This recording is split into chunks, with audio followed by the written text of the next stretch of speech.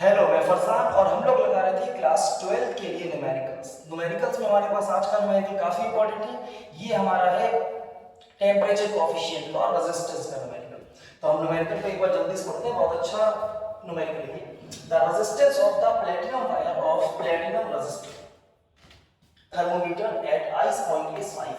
तो हमारे पास किसी प्लैटिनम वायर का जो रेजिस्टेंस है वो आइस पॉइंट पर 5 ओम दे रखा है। सबसे पहले तो हम अगर देखें तो हमें सबसे पहले चाहिए जो गिवन डेटा है। तो सॉल्यूशन में गिवन डेटा आपके लिए बहुत जरूरी है। क्वेश्चन को आपको रीड करके गिवन डेटा लिखना है। तो हमारे पास आइस पॉइंट पर रेजिस्टेंस 5 ओम दे रखा है। तो हमारे पास रेजिस्टेंस कितना दे रखा है, सबसे पहले आप ये लिखेंगे 5 ओम।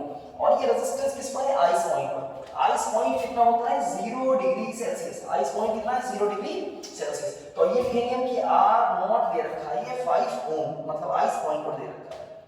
एंड एट स्टीम पॉइंट मतलब 100 डिग्री सेल्सियस। तो ये आपको हमें रेजिस्टर दिया है 5 ओम 0 डिग्री सेल्सियस पर, और स्टीम पॉइंट मतलब 100 डिग्री सेल्सियस पे आपको जो रेजिस्टेंस दिया वो दिया 5.23 ओम। तो एक रेजिस्टेंस और दिया है हमें, R इक्वल्स 5.23 ओम, और ये दिया है आपको कितने पर, 100 डिग्री सेल्सियस पे।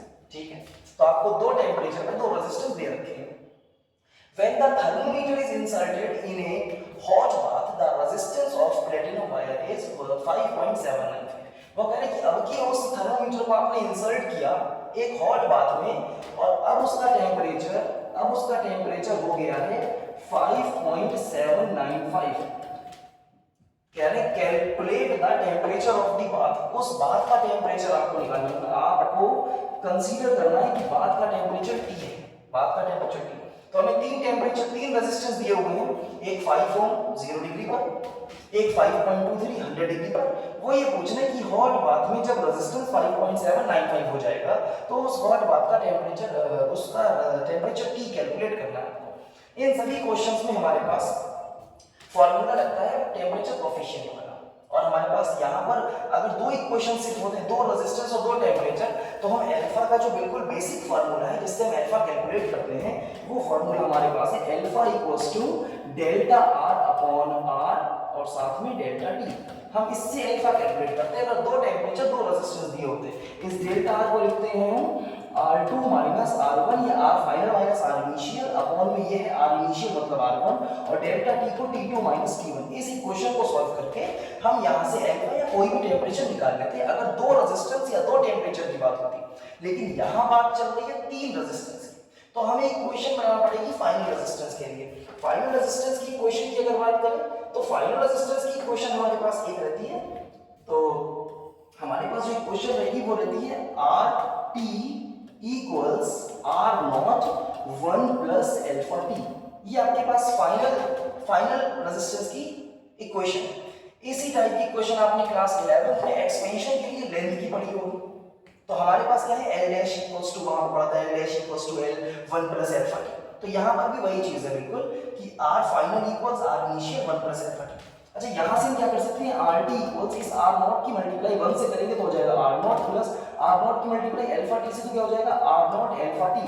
इस R नॉट को लेफ्ट हैंड साइड लेकर आएंगे तो हमारे पास इक्वेशन आ रही है RT minus R not equals R not alpha T. तो ये हमारे पास चेंज इन रेजिस्टेंस की इक्वेशन आई है जब टेम्परेचर आप 0 से T ले जाते हैं। आपने टेम्परेचर 0 से T चेंज कर दिया तो हमारे पास चेंज इन रेजिस्टेंस ऐसे निकालेंगे RT माइनस R नॉट, वो है हमारे पास R not alpha T. T temperature के लिए यहाँ पर T लिखते हैं। तो हमें क्या सिनेरियो दिया है कि हमारे पास एक टेम्परेचर 5 है, एक टेम्परेचर 5.23, एक टेम्परेचर 5.795। तो एक बार तो हम R नॉट से 100 के लिए निकालेंगे, एक बार R नॉट से T के लिए आएंगे।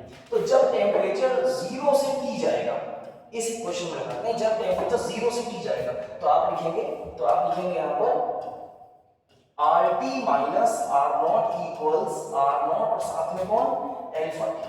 जब टेम्परेचर 0 से T जाएगा तब के लिए आपने इक्वेशन ये लिखी। लेकिन जब टेम्परेचर 0 से 100 जाएगा तो आप T की जगह हर जगह 100 पुट करेंगे। 0 से T के लिए स्टैंडर्ड इक्वेशन ये रही हमारे पास जो हमने यहाँ पर लिखी है। लेकिन जब टेम्परेचर 0 से 100 जाएगा तो जहां जहां पर T है वहां पे आपको 100 लगाना होगा। तो हमारे पास ये हो जाएगा R100 minus R not equals R not alpha T. की जगह हमारा टेम्परेचर T 100 है, तो हम इसको लगाएंगे 100। अच्छा, अगर आप इसको एक क्वेश्चन फर्स्ट और इसको एक क्वेश्चन सेकंड मान लें और हम इन दोनों को डिवाइड करते हैं, तो हमारे पास क्या आ जाएगा, देखिए फर्स्ट डिवाइडेड बाय सेकंड, तो हमारे पास आ जाएगा RT minus R not upon R100 minus R not equals में ये left hand side R not alpha T upon में कौन है R नॉट अल्फा 100। कुछ कैंसिल हो जाएगा क्या? बिल्कुल हो जाएगा। देखिए R नॉट अल्फा से सॉरी, तो हमारे पास कैंसिल क्या होगा, R नॉट अल्फा से R नॉट अल्फा कैंसिल। अब देखिए आपके पास ये सारी वैल्यूज गिवन है, पहले तो हमारे पास ये R नॉट, RT, R100 सब गिवन है। तो RT कितना गिवन है, आप पहले RT देखें। RT गिवन है हमें 5.795 और R नॉट कितना गिवन था 5 अपॉन में ले जाए। R100 कितना गिवन है 5.23, R नॉट फिर से हमें गिवन है 5 और यहां बचेगा T अपॉन 100। आपसे क्या पूछा था उन्होंने, calculate the temperature of hot bath. तो अब हमें बस इसे सॉल्व करना है और ये टेम्परेचर हॉट बाथ का हमने T कंसीडर किया था, तो हमें इसको कैलकुलेट करना है। 5.795 माइनस 5 कितना बचा 0.795 अपॉन में 5.23 माइनस 5 कितना बचा, ये बचा 0.23 और इक्वल्स में क्या आ रहा T अपॉन 100। आप इसको सॉल्व करें, 100 को मल्टीप्लाई करके जाएं। तो इसको सॉल्व करने के लिए आपने क्या करना है, आपने यहाँ एक जीरो लगा देना है और डेसिमल से डेसिमल कैंसिल कर देना। तो हमारे पास आ जाएगा T equals 795 upon 230 multiply by 100। एक जीरो से एक जीरो यहाँ कैंसिल कर दिया, तो हमारे पास अब बचेगा ये 795 अपॉन 23 और मल्टीप्लाई बाय 10। आप इसको डिवाइड कर लें, जल्दी से डिवाइड कर लेंगे तो हमारे पास इसका आंसर आ जाएगा। आइए डिवाइड करते हैं इसको।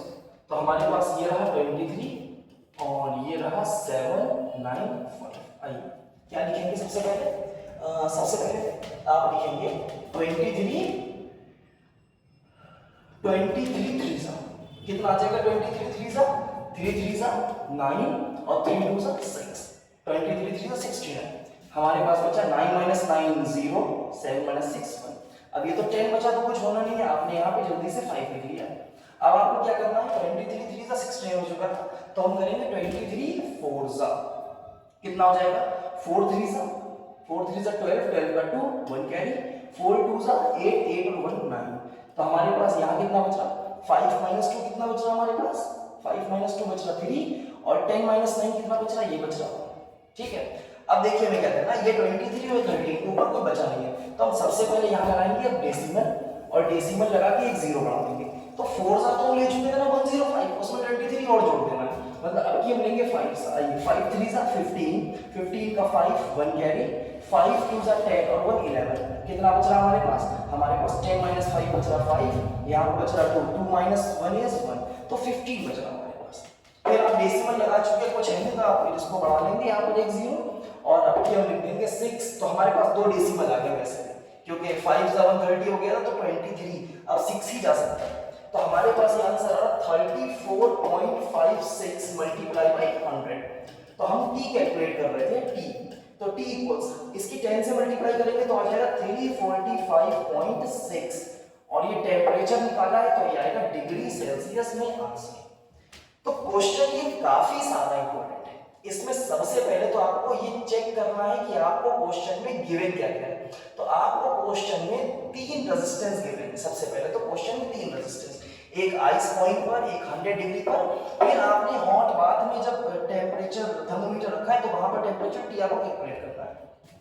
आपने बिल्कुल बेसिक इक्वेशन बनाई कि जब टेम्परेचर 0 से t जाएगा तो हमारे पास RT minus R0 equals R0 alpha t।